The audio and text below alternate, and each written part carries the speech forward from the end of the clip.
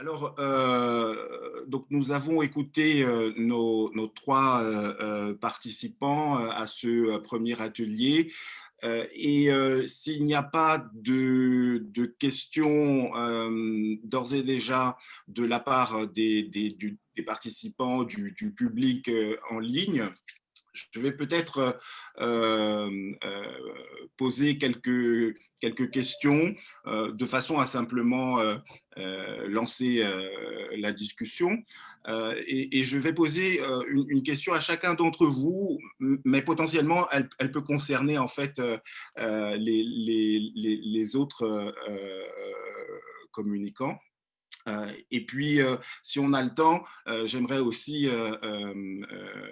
vous demander votre avis, votre réflexion au sujet de points qui peuvent concerner cette fois-ci l'ensemble des communications qui étaient présentées. Euh, alors, je commencerai par Camille. Camille, alors pour des questions d'aisance et de facilité, j'utiliserai vos prénoms et j'utilise le tutoiement et faites de même, bien sûr, avec moi.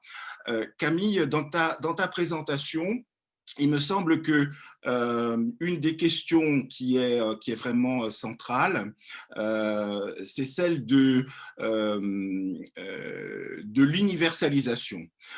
Que la question de la théorisation de la grossophobie dans l'intersectionnalité et dans le féminisme noir, mais également la question de la lutte contre la grossophobie, pose la question du rapport entre spécificité et universalité, appliquée donc en l'occurrence à la question du poids et les discriminations qui sont liées, mais également qui a une pertinence aussi pour l'intersectionnalité elle-même et finalement l'ensemble des mouvements de théorisation et de lutte politique concernant des positions minoritaires. Et j'aurais voulu, si tu en étais d'accord, que tu nous donnes quelques informations supplémentaires et peut-être sur ce qui peut apparaître comme un cadre binaire qu'on retrouve de façon assez systématique et qui interroge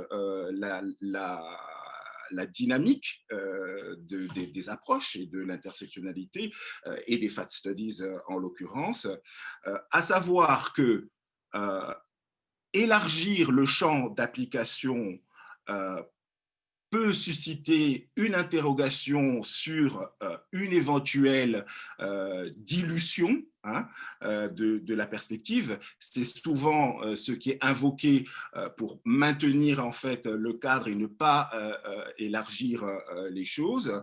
Et en même temps, dans une revendication concernant un trait identitaire, un trait culturel, préserver la spécificité est également importante.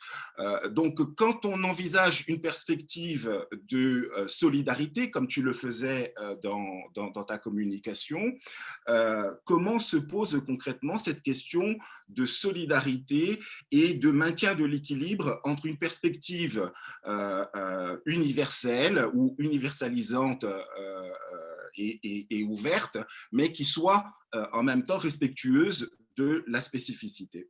Ça, c'est une première question ou un angle d'approche de l'idée de dynamique appliquée à l'intersectionnalité, par exemple. Une seconde approche serait celle de la circulation. Et là, je m'adresse plus particulièrement à Grégory.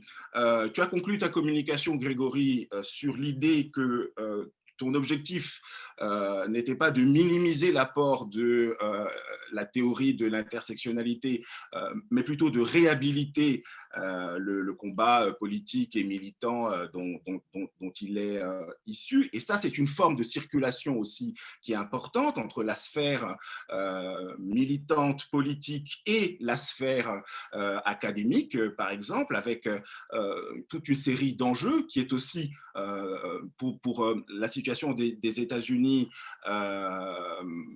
qui a été l'occasion d'une forme de dépolitisation des revendications politiques. Et puis, si on élargit un petit peu la perspective, mais toujours dans une approche centrée sur la circulation, est-ce qu'il n'y a pas un risque dans l'objectif de réhabiliter un mouvement, le moment politique, une sorte de moment origine, finalement à, d'une certaine façon, pétrifier un peu les choses, peut-être les séparer d'une contextualisation plus grande. Et je pose cette question parce que il me semble que dans ton introduction, quand tu parlais de l'intersectionnalité et des travaux en France qui concernaient l'intersectionnalité, l'intersectionnalité peut être pas théorisée en tant que telle. Elle est présente aussi dans les expériences vécues des femmes noires françaises d'origine africaine ou caraïbéenne vivant en France, et elles s'inscrivent aussi dans ce mouvement-là. Hein. Je pense au travail de Sylviane Larcher, de Félix Germain, Black Women in France and the Struggle for Equality, qui retrace sur près d'un siècle cette approche aussi intersectionnelle. De la même façon que quand on réfléchit au rapport entre universalité et particularité, comme on le faisait quand on discutait de la communication de Camille, l'horizon qui est apporté par le Combahee River Collective et ensuite la théorisation intersectionnelle, il me semble qu'il est également présent en germe, alors avec peut-être la restriction de savoir si la hiérarchie de genre n'est pas toujours fortement à l'œuvre, mais dans le mouvement de la négritude, par exemple. Sur le plan de l'idée et d'un rapport de repenser l'universel à partir du particulier et du spécifique, ça n'est pas avec le Combahee River Collective. Donc là aussi se pose la question de la circulation, et dans les luttes et combats noirs, il me semble qu'une perspective transatlantique, à tout le moins diasporique et internationale, est peut-être à considérer. Et enfin, la troisième question, Nestor, j'y ai pensé à l'écoute de ta communication. Lorsque tu envisages en fait comme perspective finalement de recherche, mais aussi pour soutenir une transformation sociale de la société argentine et surtout du système éducatif argentin, prenant en compte en fait le hiatus qu'il y a entre le système éducatif et l'évolution de la société. Lorsque tu parlais de la pédagogie del cuidado, de la philosophie aussi du care, et cette idée centrale du soin et ce rapport entre le soi et l'autre, est-ce que ça ne nous renvoie pas à, et là potentiellement ça s'adresse aussi à Grégory et à Camille, est-ce que ça ne nous renvoie pas d'une certaine façon au soi collectif, le rapport entre le soi et l'autre à un niveau interpersonnel ou intersubjectif, mais aussi le soi envisagé comme un soi collectif qui ne soit pas figé, qui ne soit pas pétrifié. Et je me demandais si dans la lecture que tu faisais de la situation argentine, il n'y avait pas une possibilité de fixité, de pétrification, empêchant d'intégrer la question des sexualités et des genres dans le système éducatif, en regard du rapport complexe qu'il y a au passé. Hein. Tu as évoqué la période de la dictature, et je me demandais si on n'était pas là dans un cas typique de ce que Frantz Fanon décrit comme un rapport à la tour substantialisée du passé, qui fige les choses. Les choses. Et donc, du coup, la question du rapport à l'autre, la question ça induit aussi une réflexion sur le mouvement, mais peut-être aussi de réfléchir à la façon dont on construit le soi par rapport à l'autre et au phénomène d'altérisation. Du coup, ça pose la question, il me semble, que tu n'as peut-être pas eu le temps de traiter, qui est celle de la dimension identitaire, non pas sur un plan national, pas seulement par rapport au passé, à la mémoire et à l'histoire, mais aussi par rapport à la question raciale, puisqu'on est dans cette perspective intersectionnelle. Voilà pour les questions auxquelles je pensais pour chacun d'entre vous. Qu'est-ce que vous en pensez? Camille, peut-être, dans l'ordre? Alors, je vous remercie pour la question qui m'a été posée, enfin les questions qui m'ont été posées. En fait, c'est exactement la question que je me suis posée hier soir. En relisant mon texte, je me suis dit, oh là là, mais tu dis que la grossophobie et le racisme, c'est deux choses tout à fait différentes. Puis ensuite, tu dis à la fin que c'est la même chose. Et je me suis dit, mais comment tu vas faire pour théoriquement démêler tout ça? Et donc, j'ai cherché des clés pour répondre à cette question. Et en fait, donc j'en ai trouvé quelques-unes en lisant par exemple Le capitalisme carcéral de Jackie Wong, dans lequel elle nous rappelle que le capitalisme agit à la fois par homogénéisation et en même temps par différenciation. Donc, du coup, en faisant des catégories différentes. Et donc, il y a d'abord ça. Et ensuite, j'ai aussi, en lisant Michel Foucault, j'ai vu que lui cherchait, comment dire, comment fonctionne ce pouvoir en fait. Et il affirme que dans les différentes institutions qu'il étudie, la prison, l'asile, le pouvoir fonctionne et qui fonctionne, qui est à l'œuvre, est le même. Il y a une identité commune. Et donc, en fait, le racisme et la grossophobie ont une origine commune qui font que le pouvoir qui agit dans ces deux oppressions est le même, mais qui en même temps les différencie, puisque comment dire, ils ont été au fur et à mesure du 19e et du 20e siècle différenciés. Et donc, dans, comment dire, afin de préserver la spécificité de chacune de ces oppressions, il faut faire une étude historique de chacune d'entre elles pour en comprendre la spécificité, mais en même temps garder à l'œil que la dynamique des pouvoirs qui est à l'œuvre a une dynamique en commun. Et aussi, et ce que je trouve vraiment central dans l'intersectionnalité, c'est la dynamique de la complexité qu'elle met en œuvre, qui fait que chaque situation doit être analysée dans sa spécificité, dans son contexte historique, dans son contexte social, géographique. Et donc ça, c'est ça qui m'a intéressée dans ce papier-là aussi. Et aussi, le dernier point qui fait que ce papier-là, il est prégnant, c'est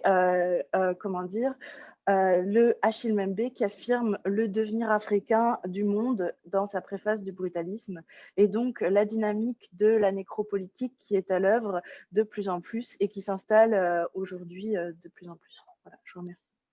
Très bien, merci. Merci beaucoup. Grégory, peut-être aussi une réponse ou des réflexions aux questions qui ont été posées? Oui, alors effectivement, c'est des très bonnes questions. Je dois dire que je ne suis pas du tout spécialiste, en fait, de l'histoire des luttes des femmes noires en France. Et non plus, même si je suis amenée à m'y intéresser évidemment par mon travail sur le Black féminisme états-unien, à la dimension diasporique, voilà, je pense qu'effectivement Sylviane Larcher, Serafila Bakadio et notamment Maboula Soumaoro ou encore Nadia Yala-Kidi sont des personnes qui font un travail absolument essentiel, qui n'a malheureusement pas été fait avant. Je trouve que c'est quand même assez intéressant de voir d'ailleurs que le livre que vous citez de Sylviane Larcher et Félix Germain est paru en anglais dans une maison d'édition américaine et pas en français. Voilà, je pense que ça dit quelque chose sur l'état du champ d'études des luttes des hommes et des femmes noirs en France et dans la zone caribéenne francophone. Donc, il ne s'agissait pas du tout en fait de dire que le tout des pratiques stratégiques, des luttes, des réflexions théoriques sur les questions dynamiques de racialisation et de genre ont eu lieu aux États-Unis et encore moins d'ailleurs seulement à Boston entre 74 et 80, mais plus essayer de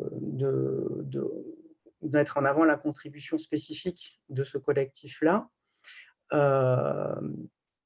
Et pour le reste, je dirais que, alors par rapport à la négritude notamment, oui, effectivement, ce rapport particularisme et à l'universel est quelque chose qu'on trouve déjà chez Césaire et chez d'autres, en fait. Donc, il n'y a pas d'invention à ce niveau-là, mais je dirais que, alors plusieurs choses. D'abord, elles s'inscrivent effectivement, je l'ai dit, dans une vision, comment dire, internationaliste, je l'ai déjà dit, de la diaspora noire, anticoloniale, puisqu'elle se considère comme membre d'une colonie intérieure, en fait. Donc, il n'y a pas de revendication d'une spécificité particulièrement états-unienne dans leur réflexion. Mais en revanche, si on prend ce qui a produit le mouvement de la négritude, par exemple, bon, elles y ajoutent quand même toute une réflexion sur, comme vous le disiez, notamment le genre et les sexualités, qui sont des choses qu'on ne trouve pas articulées par les travaux de la négritude. Et aussi, ce que je voulais rajouter à ce sujet, c'est qu'il y a peut-être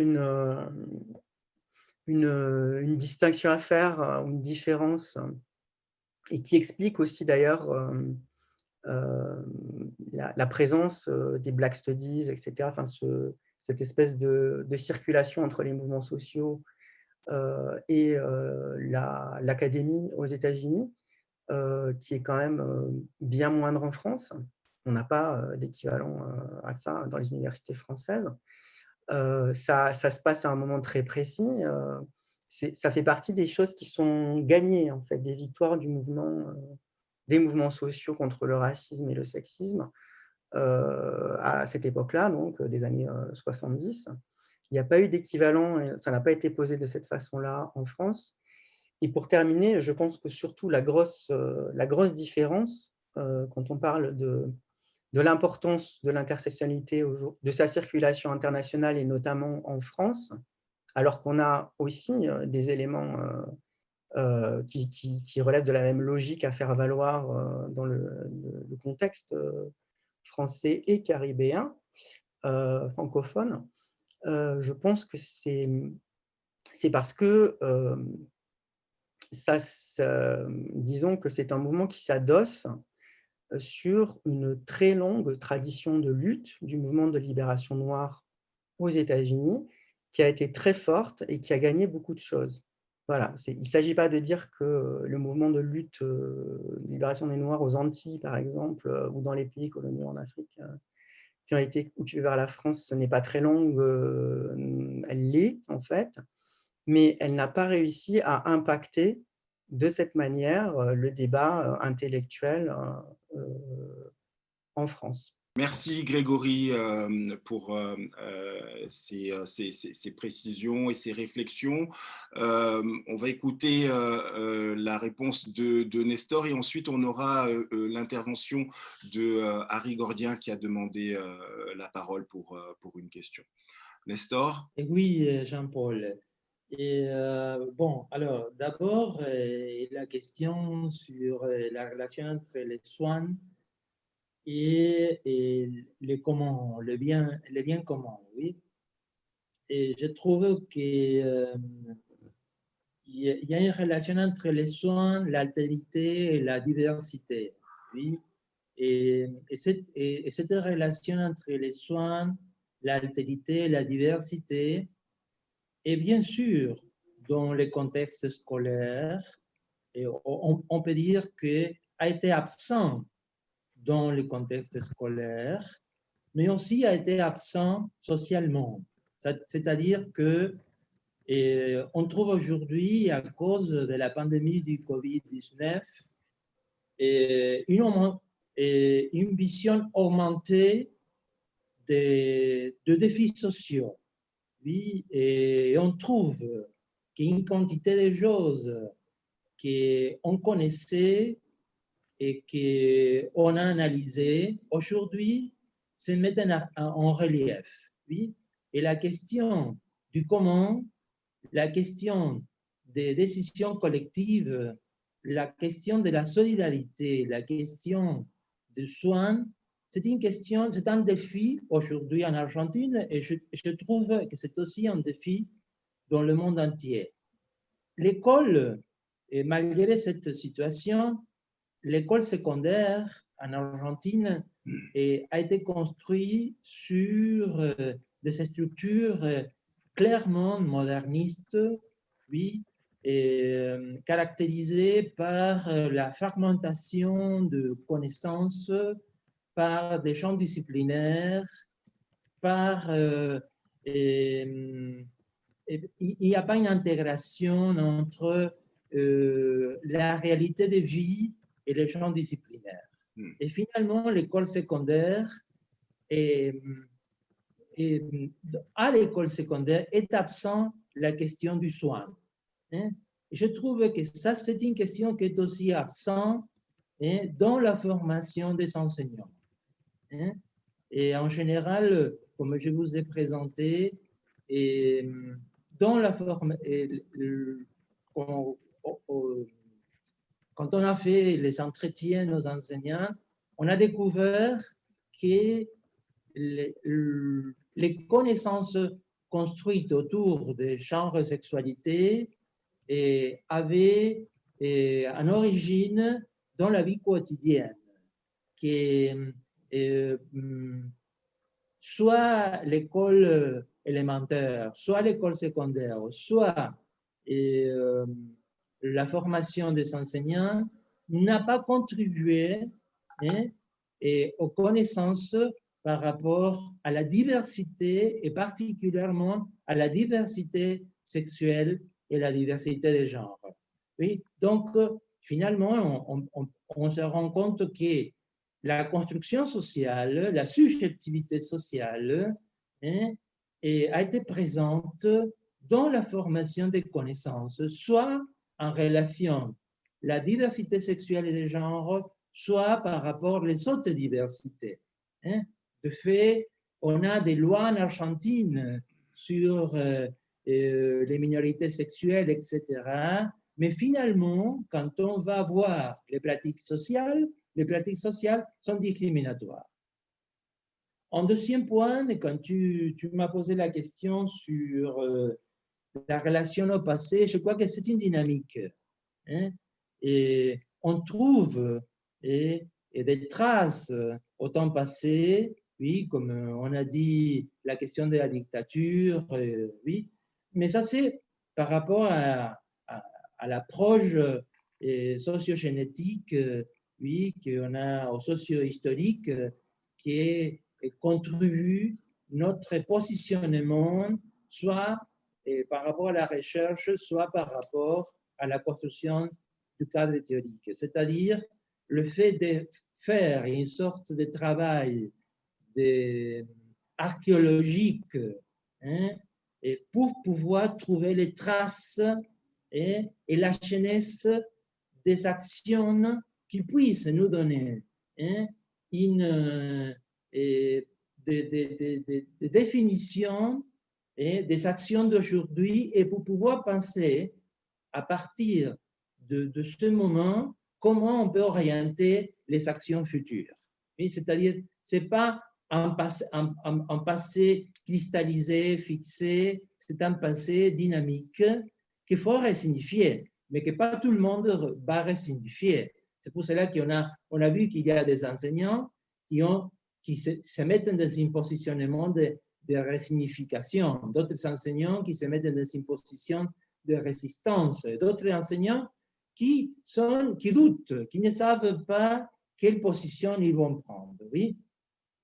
Finalement, tu m'as demandé sur la question des autres diversités, des autres. L'Argentine, c'est un ensemble de peuples. Oui, c'est un ensemble, mais surtout, quand on va voir l'histoire argentine, on trouve qu'au début du XXe siècle, oui, l'immigration européenne était très forte, oui, et cette immigration européenne qui s'est mélangée, oui, avec le peuple original, oui, et a conservé un certain positionnement dans quelques cas racistes, oui, et où il y a une sorte de... Moi, je ne suis pas spécialiste dans cette problématique en particulier, mais ce que je peux te dire, c'est qu'on peut analyser du point de vue des sciences sociales, on trouve qu'il y a dans quelques cas une sorte de négation aux origines clairement latino-américaines des Argentins. Oui, c'est ça. Oui. Très bien. Merci beaucoup, Nestor. Non, pas de quoi. On a un temps très court avant la pause pour la question que Harry Gordien souhaitait poser. Et voilà. Et ensuite, une réponse aussi assez synthétique. Donc, Harry Gordien, vous avez la parole. Merci, vous m'entendez? Oui. Oui, j'avais une question, enfin j'en avais plusieurs, mais j'en posais une seule à Grégory qui est sans doute un peu bateau et naïve concernant la définition de identity, justement dans Identity Politics, parce que c'est un sujet qui est souvent mal compris et critiqué en France quand on parle de l'invasion des studies anglo-saxonnes, entre guillemets. Donc j'aimerais savoir ce qui est entendu, et je pense que Brubaker aussi et d'autres critiquent en fait l'utilisation de la notion de identity, d'identité. Donc, est-ce que vous pourriez nous en dire un petit peu plus sur les définitions et critiques de cette notion d'identité par les différents membres, j'imagine, de ce mouvement ou de ces courants? Merci beaucoup. Alors, merci pour cette question. En fait, au niveau de la définition, je ne vais pas aller au-delà de ce que proposait le CRC, c'est-à-dire en gros une politique qui a pour point de départ la multiplicité d'identités qui correspondent à une expérience d'oppression des personnes. Donc, dans le cas qu'on a étudié, savoir être à la fois femme, noire, d'origine de classe populaire et lesbienne pour la grande majorité d'entre elles, tout ça étant vécu comme quelque chose qu'on ne peut pas diviser, comme je l'ai dit dans la présentation. Et c'est à partir donc de cette expérience qu'est formulée une politique pour se libérer, s'émanciper de ce qui est des oppressions et l'exploitation vécue. Au niveau des critiques, en fait, ce que Barbara Smith n'arrête pas de rappeler derrière moi, et c'est bien parce qu'elle a de plus en plus une visibilité de plus en plus large, en fait, c'est que ce terme a été totalement dévoyé, en fait, par rapport à sa définition de départ, celle qu'elle lui donnait. Donc, pour elle, il s'agissait simplement d'exister politiquement. En fait, il y avait quelque chose d'à la fois existentiel et de politique, parce qu'elles étaient, leur identité et leur activité politique étaient niées. Il fallait à chaque fois qu'elles mettent de côté une partie des choses qui étaient fondamentales pour elles, dans les mouvements qu'elles avaient rejoints, que ce soit les mouvements noirs ou féministes, ou la gauche aussi, parce qu'elles ont été compagnes de route ou bien membres de l'organisation de la New Left. Du coup, mais elle répète que pour elle, il n'a jamais été question de dire si vous n'êtes pas ce que nous sommes, ça ne nous intéresse pas et il n'est pas question de vous aider à vous libérer ou de faire des alliances avec vous. Chose qui a été, voilà, ça a été en fait instrumentalisé depuis, on va dire, les années 90 par la droite pour dire, on va dire, c'est un peu compliqué parce que ça a été à la fois instrumentalisé par une sensibilité libérale, en fait, qui parle d'identity politics comme, pour aller très très vite, une politique de diversification des élites, c'est-à-dire en gros, on va jouer on va dire, le fait que l'important dans les politiques antiracistes, antisexistes, c'est qu'il y ait autant de femmes ou de personnes non blanches dans un comité d'entreprise ou bien parmi les élus, en tout cas dans les lieux de pouvoir, et que c'est ça qui est important, et jouer ça contre les revendications de classe, voilà, et liées à l'exploitation capitaliste. Et en même temps, ça a été manipulé autrement par des gens qu'on va trouver du côté aujourd'hui du Trumpisme, par exemple, et qui disent que, alors, avec tous les débats sur le privilège noir, etc., qui disent en fait que ce sont tout simplement des discours et des théories de haine des gens qui ne sont pas comme les gens qui revendiquent les identités politiques. Donc, essentiellement, qui s'en prennent aux hommes blancs, des classes favorisées, etc., qui seraient des nouvelles victimes, en fait, de ce discours d'identity politique. Je suis désolé, j'essaye de schématiser un peu parce que je sais qu'on est très en retard déjà. Merci. Merci pour cette réponse. Je pense qu'on aura l'occasion de compléter et de développer cette question qui est de toute façon centrale, qui ne concerne pas exclusivement cet atelier. Et il y avait une question en fait que Xavier Lemoine posait à Camille, et peut-être que Xavier, si tu voulais poser ta question, Camille pourrait peut-être y répondre et on conclurait l'atelier puisqu'on est censé avoir fini depuis un petit moment déjà.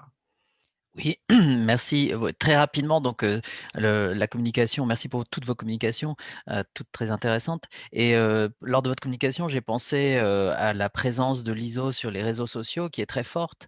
Il se trouve que bon, je l'ai suivi sur Instagram et ça pose beaucoup, et ça fait beaucoup d'écho à tout ce que vous avez dit. Donc, je me demandais si vous aviez un éclairage particulier en fonction, voilà, de quel est ce sens-là, quel est le sens et la puissance des réseaux sociaux. Et finalement, pour simplifier, est-ce que l'ISO participe à un changement, une révolution, ou au contraire, est-ce qu'elle répète voilà, les problèmes que vous avez évoqués? Camille, tu souhaites répondre à la question de Xavier? Oui, merci beaucoup pour cette question. En fait, justement, j'ai beaucoup étudié la question de l'ISO parce qu'elle pose des questions. Et en fait, pour moi, il y a deux mouvements. D'abord, un mouvement de continuité, parce que dans son livre The Embodiment of Disobedience de Andrea Elizabeth Shaw sur les femmes noires grosses, elle va, dans sa 4e partie, montrer comment la scène artistique est le lieu du spectaculaire et la nature transgressive de cette scène artistique est propice pour les femmes noires grosses. Et elle va notamment s'appuyer sur des stars comme Ma Rainey ou Aretha Franklin, et ce genre de femmes noires grosses qui justement ont été des têtes d'affiche, ont été des personnalités influentes en leur temps. Donc, il y a une continuité avec le fait que certaines femmes noires grosses peuvent accéder au rang de célébrité internationale. Et donc, ça va faire que son changement à elle de statut en tant que femme noire grosse ne va pas influencer la position des autres femmes noires grosses qui, dans leur vie quotidienne, vont continuer à souffrir de grossophobie, de racisme.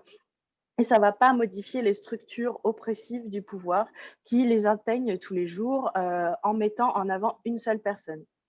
Mais là où la position de Lizzo peut être intéressante sur les réseaux sociaux notamment, c'est dans son rapport à son poids. Notamment par le fait qu'elle assume et elle revendique son poids et le fait qu'il ne va pas changer. Sur Instagram, à un moment, elle a fait une semaine de détox et elle a montré des photos d'elle comme avant-après. Vous savez, ce genre de photos où avant, on pèse plusieurs kilos de plus et après, on pèse plusieurs kilos en moins. Et elle a fait ce genre de photos en montrant qu'elle était toujours la même avant-après cette semaine, que ça ne changerait pas, qu'elle avait beau faire du sport, de la détox, son poids resterait le même. Ce qui change, par exemple, d'une posture comme celle d'Oprah Winfrey, qui, comme on se rappelle, a participé à Weight Watchers et a fait beaucoup de régimes et qui a mis en scène sa perte de poids. Et du coup, pour ça, Lizzo, elle a une posture révolutionnaire dans le sens où elle va assumer son poids, mais en même temps, elle n'est pas la seule des femmes noires grosses que j'ai citées là, célébrités qui s'investissent dans les mouvements sociaux, puisqu'on se rappelle que Aretha Franklin, par exemple, avait promis de payer la caution de Angela Davis lors de son procès. Voilà. Très bien. Merci beaucoup. Merci beaucoup à tout le monde, particulièrement aux participants pour cet atelier très riche.